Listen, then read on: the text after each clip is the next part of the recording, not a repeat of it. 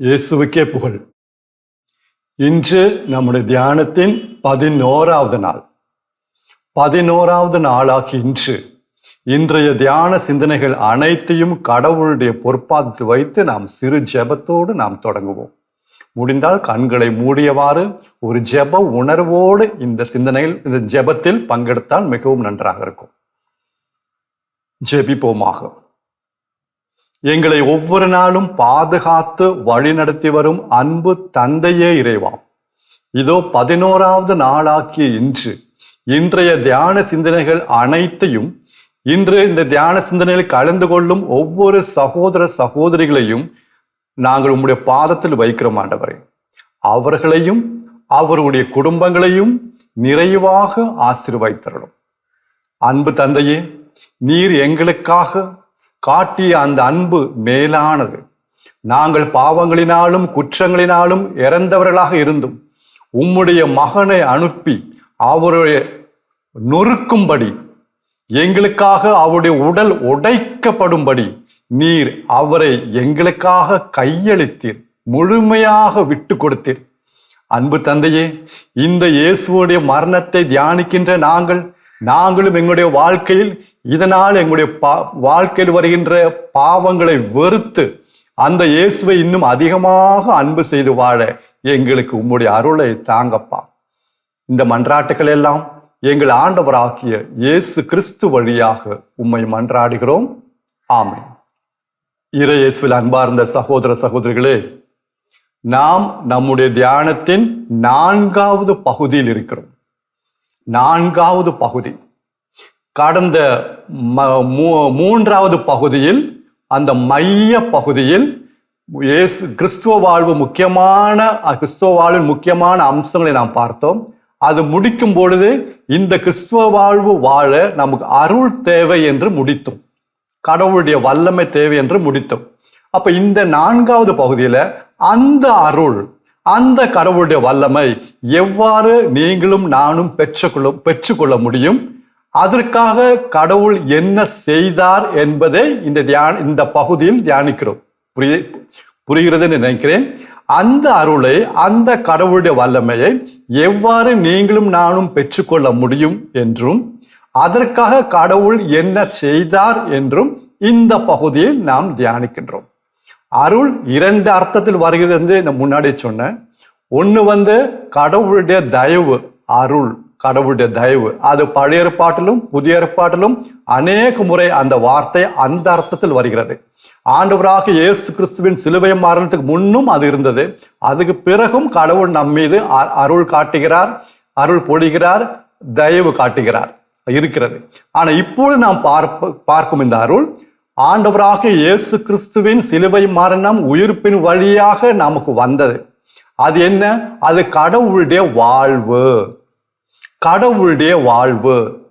இந்த வாழ்வு நமக்குள்ள வரும்பொழுது, நன்றாக கவனிங்கள், இந்த வாழ்வு நமக்குள்ள வரும்பொழுது எல்லா விதமான சூழ்நிலைகளையும், நம்முடைய வாழ்க்கையில் ஏற்படுகின்ற எல்லா பிரச்சனைகளையும் சமாளிக்கவும் வெல்லவும் இந்த வாழ்வு வல்லமை தருகிறது. அது யாருடைய வாழ்வு? கடவுளுடைய வாழ்வு. அப்ப அந்த வல்லமை யாருடைய வல்லமை? கடவுளுடைய வல்லமை. அப்ப இந்த கடவுளுடைய வல்லமை உள்ளே வரும்பொழுது எல்லா சூழ்நிலைகளையும் சந்திக்கவும் வெல்லவும் நாம் சக்தி பெறுகிறோம். இந்த கடவுளுடைய வல்லமையின் பெயர் தான் அருள் என்று நான் குறிப்பிடுகிறேன். இங்கே நாம் பார்க்கின்றோம். இந்த அருளை யார் கொண்டு வருவது? தூய ஆவியானவர் கொண்டு வருகிறார். சரி, அப்போ இந்த அருளை பெற்றுக்கொள்ள கடவுள் செய்து என்ன? முதலில் நமக்கு தேவைப்படுவது வாழ்வு, உயிர். ஏன்னா நம்ம இறந்து கிடக்கிறோம், பாவத்தினால் இறந்து கிடக்கிறோம். அனைவரும் பாவம் செய்து கடவுளுடைய மேன்மையை இழந்துட்டோம். அந்த சாயலை இழந்துட்டோம். கடவுளை பொறுத்த மட்டும் நாம் எல்லாம் இறந்தவர்கள், தண்டனைக்கு உரியவர்கள், தண்டனைக்கு உரியவர்கள். அப்ப என்ன செய்யணும்?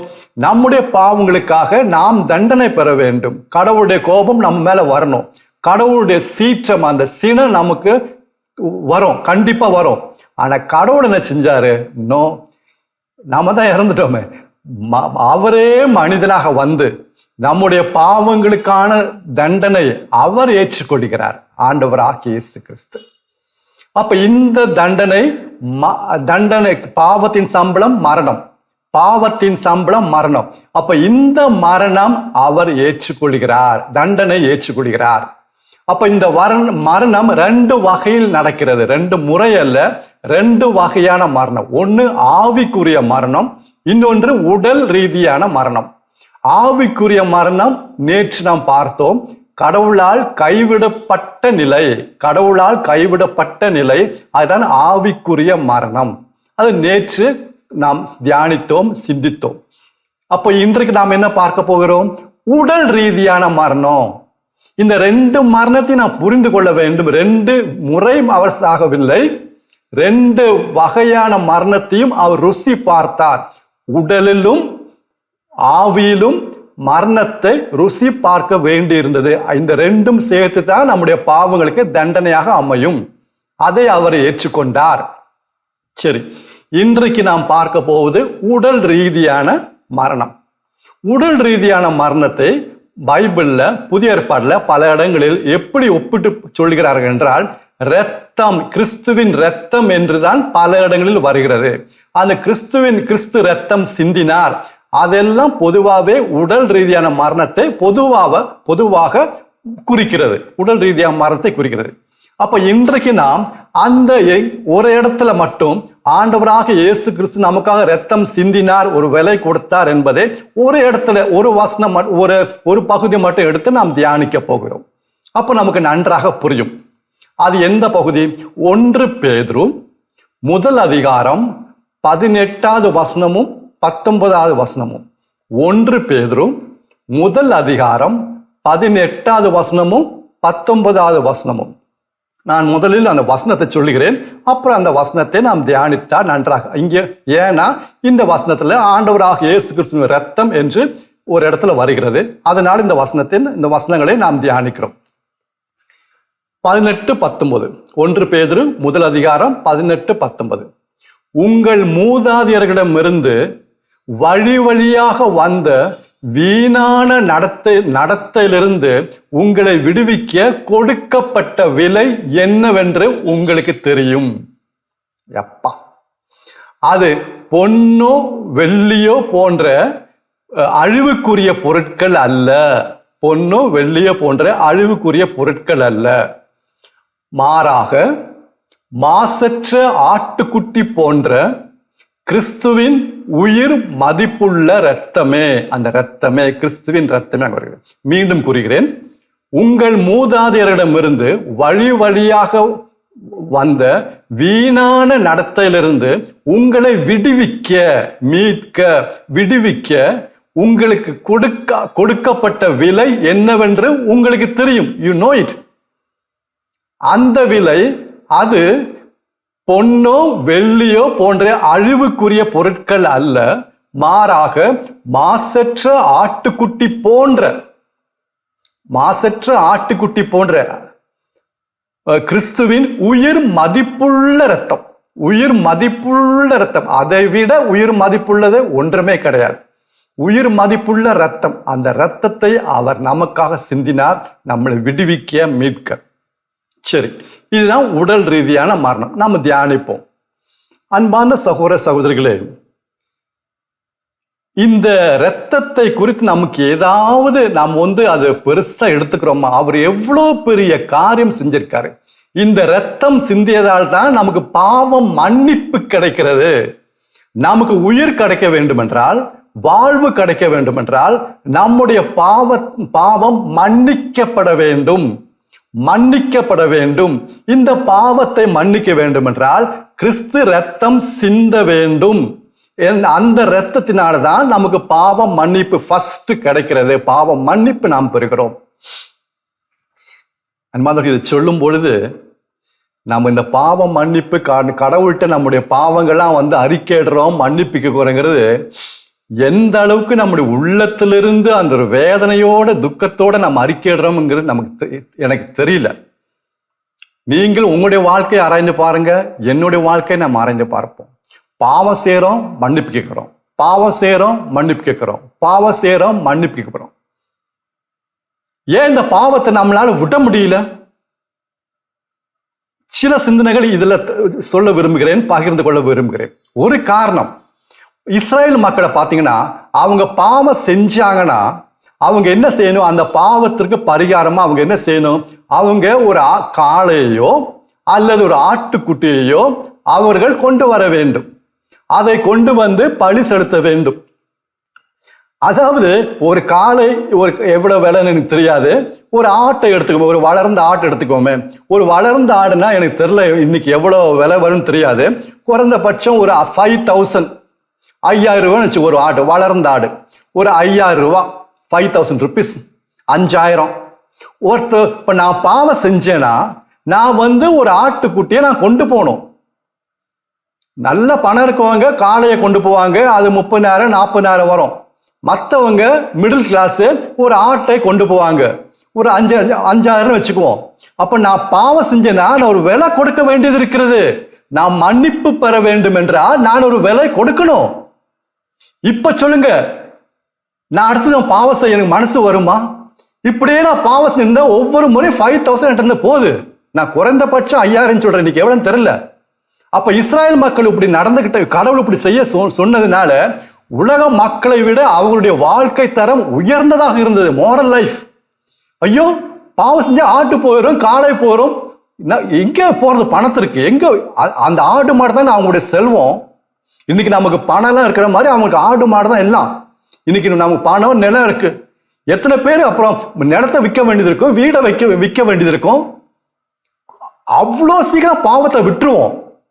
ஆமா, எனக்கு நல்லா தெரியும். இப்படி ஒவ்வொரு முறையும் பாவம் செய்யும் போது 5,000 30,000 போச்சு, என்ன செய்யறது? இஸ்ரேல் மக்கள் அவ்வளோ அவங்களுடைய வாழ்க்கை தரம் உயர்ந்ததா இருந்தது. இந்த ஒரே ஒரு காரணம், அதுக்கு ஒரு காரணமா இருந்தது. ஒரு காரணம். அன்பார்ந்த சகோதர சகோதரிகளே, இன்னைக்கு நம்ம வந்து பாவ சங்கடம் செய்யறோம், பாவத்தை மன்னிப்பு கேட்கிறோம். இந்த விலை ஒருத்தர் கொடுத்தாரு. ஆண்டவராக இயேசு கிறிஸ்து சிலுவையில் இந்த விலை கொடுத்தாரு, ரத்தம் சிந்தினாரு. ஆனா நம்மளை பாதிக்கலையே, நம்ம பாதிக்கலையே. பாவசம் செய்யணுமா? செய்யற. பாவசம் செய்யணுமா? நான் செய்யறேன். ஒரு முறை போதுமா? அடுத்த மாசம் பண்ணுமா? பண்றேன். எல்லாம் ரெடி. அந்த பாவத்தை விட முடியல, அதை வெறுக்க முடியல, துக்கமாக அழுது நம் பாவசங்கனம் பண்ண முடியல, பாவத்தை அறிக்கையிட முடியல. ஏன்னா அவர் யாரு? எனக்கு அவருக்கு என்ன உறவு? இயேசுவுக்கு அவர் எனக்காக இறந்தாருன்னு சொல்றீங்க. அவர் என்னுடைய அப்பாவா? அவர் என்னுடைய அண்ணனா? அவருடைய தம்பியா? எனக்கு அவருக்கு என்ன உறவு?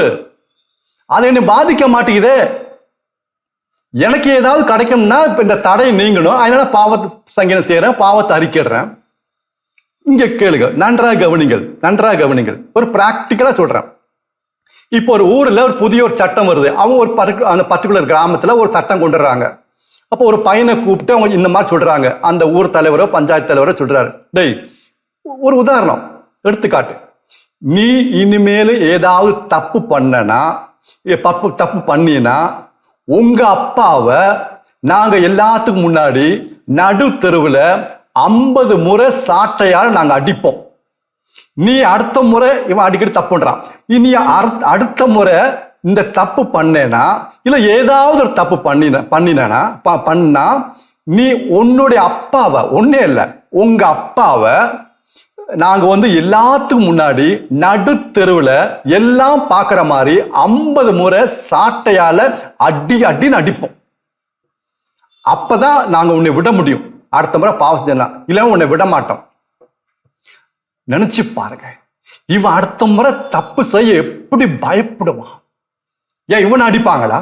இல்ல, இவன் அடி வாங்க மாட்டான்.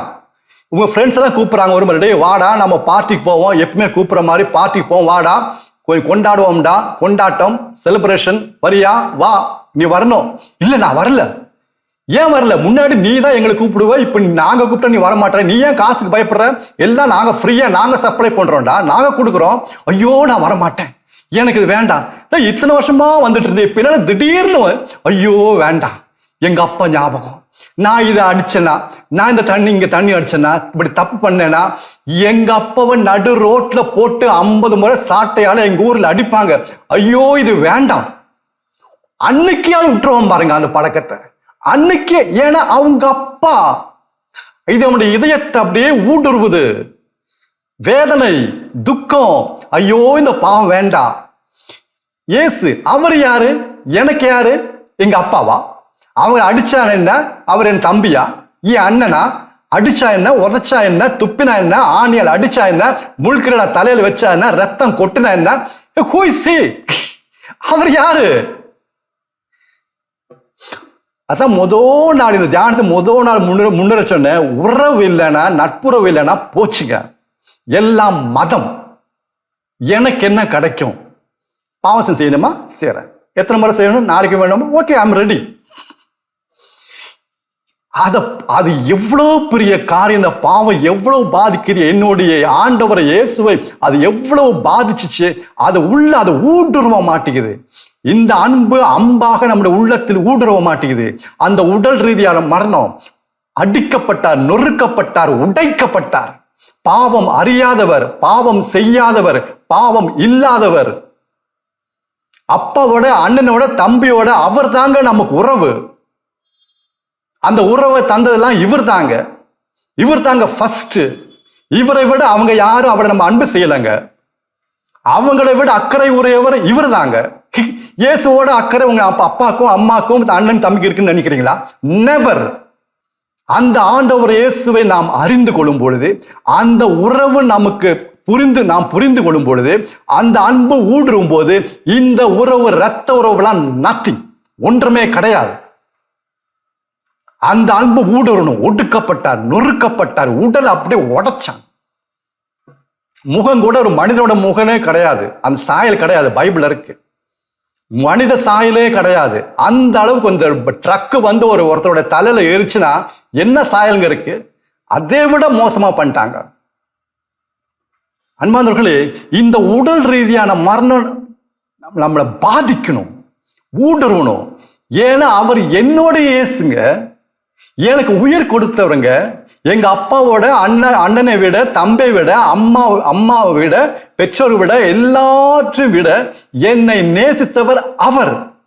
இவங்க இல்ல, இவங்க கிடையாது. அன்பானவர்களே, ஒவ்வொரு முறை இந்த நம்முடைய ஒவ்வொரு நாளும் இந்த செய்தி ஊடுருவணும். அப்ப பாருங்க பாவத்தை. இவன் ஒரு நாள் அப்பாவை அடிப்பாங்கன்னு சொன்ன அவ்வளவுதான், உடனே இத்தனை வருஷமா தண்ணி அடிச்சு விட்டுட்டான். எவ்வளவு ஜெபிச்சும் உபவாசம் பண்ணி விடாதெல்லாம் இப்ப டக் டக் டக் டக்னு விட்டுறாங்க. ஒண்ணு 5000 ரூபாய் கொடுக்கணும், அப்படி ஒரு வகை. அதை உடனே எல்லாம் விட்டுறாங்க. இத்தனை வருஷமா அடிமைகளாக இருந்தவர் ஜெபித்தும் விட முடியல, உபவாசம் வந்து விட முடியல. இந்த தீய பழக்கம், இந்த தீய பார்வை, கெட்டதெல்லாம் கேட்கறது, பார்க்கறது, செய்யறது விட முடியல. தவிக்கிறாங்க, மொபைல தவிக்கிறாங்க, விட முடியல. ஏதோ தீய சக்திகள் பிடிச்ச மாதிரி. ஆனா 5000 ரூபாய் கொடுக்கணும்னு சொன்னா டக்குன்னு விட்டுறாங்களே. ஐயோ இந்த பாவம் வேண்டாப்பா. இப்படி ஒவ்வொரு நாளும் பாவம் செஞ்சு 5000 ரூபாய் கொடுத்து போனா என்ன ஆகுறது? எங்க பிள்ளைக்கு வீடு குடும்பம் என்ன ஆகுறது? ஏற்கனவே டொனேஷன் அது இதுன்னு ஸ்கூல்ல காலேஜ்ல அள்ளி அள்ளி கேட்கிறாங்க. அப்ப எனக்கு நான் எங்க போறது காசுக்கு? பாவமே வேண்டாம் போ. அதுதான் இஸ்ராயல் மக்களுடைய வாழ்வு அவ்வளவு உயர்ந்தாயிருச்சு. ரெண்டாவது, இது கல்லிருந்து கொன்று விடுவார்கள், கல்லிருந்து கொன்று விடுவார்கள். அன்பாந்தர்களே, இந்த இயேசுடைய அன்பை, இந்த உடல் ரீதியான மரணம், ஆவிக்குரிய மரணமும் சரி, இந்த உடல் ரீதியான மரணமும் சரி, நம்மை ஊடுருவ வேண்டும். அவர் நமக்காக நொறுக்கப்பட்டார். அதை நினைச்சு பார்த்தீங்கன்னா, இந்த முறை பாவசனை பண்ண பிறகு, பாவத்தை அறிக்கிட்ட பிறகு, இந்த பாவம் அடுத்த முறை வரவே வராதுங்க, மனசே வராது. போதும்பா, வரவே வராது, செய்யவே மனசு வராது. நீங்க வேணா என்ன பண்ணிக்காங்க, என்ன விடுங்கப்பா அப்படின்னு சொல்லுவோம். போ. அன்பான சகோதர சகோதரர்களே, 1 பேதுரு 1:18-19 வசனம், அருமையான வசனம்.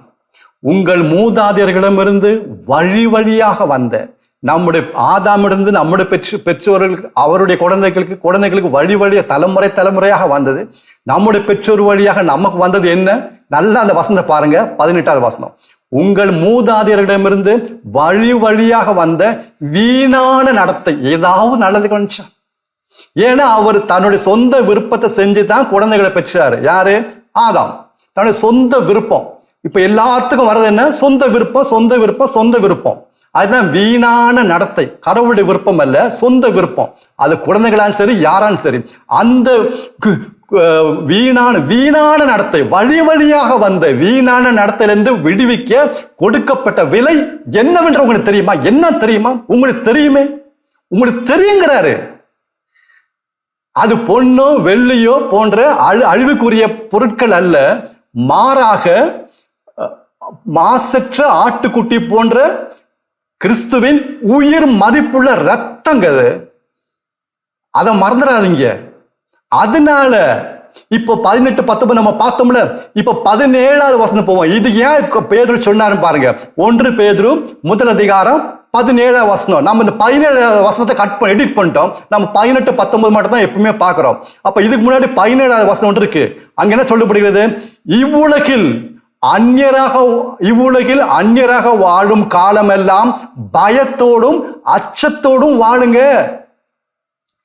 இவ்வுலகில் அந்நியராக பரதேசிகளாக வாழும் காலமெல்லாம் பயத்தோடும் அச்சத்தோடும் வாழுங்க. ஏன் பயத்தோடு அச்சத்தோடு வாழணும்?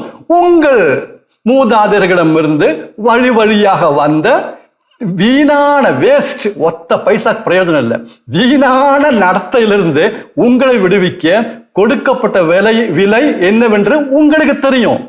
அது பொன்னோ வெள்ளியோ போன்ற அழிவுக்குரிய பொருட்கள் அல்ல, மாறாக மாசற்ற ஆட்டுக்குட்டி போன்ற கிறிஸ்துவின் உயிர் மதிப்புள்ள ரத்தம். Not gold or silver, money, land, nothing.